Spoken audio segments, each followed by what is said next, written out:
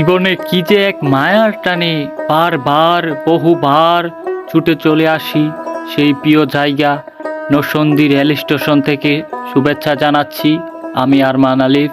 Narsingdi rail station বাংলাদেশের ঢাকা বিভাগের নরসিংদী জেলার নরসিংদী সদর উপজেলায় অবস্থিত জেলা শহরের প্রধান রেল স্টেশন। 1892 সালে ইংল্যান্ডে গঠিত আসাম বেঙ্গল রেলওয়ে কোম্পানি এদেশের রেলপথ নির্মাণের দায়িত্ব নেয়।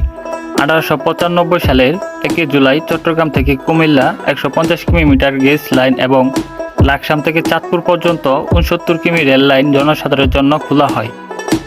1896 সালে কুমিল্লা হাওড়া শাহবাজপুর রেলপথ স্থাপন করা হয়। 1903 সালে আসাম বেঙ্গল রেলওয়ের প্রযোজনায় বেসরকারি লাকসাম নোয়াখালী রেল শাখা চালু হয়।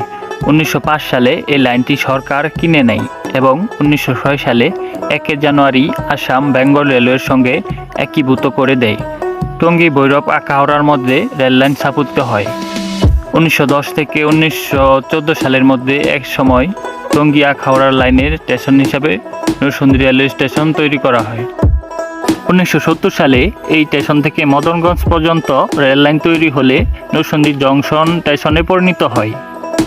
নরসিংদী রেলওয়ে স্টেশন দিয়ে যেসব ট্রেন চলাচল করে সুবর্ণা এক্সপ্রেস, সোনার Bangla express, 3R নিশ্চিতা express, Cox's Bazar express, পর্যটক এক্সপ্রেস, মহানগর প্রভাতী এক্সপ্রেস, মহানগর ভূদুলি এক্সপ্রেস, পার্বত এক্সপ্রেস, উপকূল এক্সপ্রেস, মহানগর এক্সপ্রেস। নরসিংদী রেল স্টেশন পূর্বাঞ্চলীয় রেল যোগাযোগে ঢাকা থেকে নিকটতম প্রধান রেল স্টেশন। ঢাকা বিমানবন্দর এবং ভৈরবের মাঝে অন্তনগর ট্রেন থামার একমাত্র স্টেশন এটি।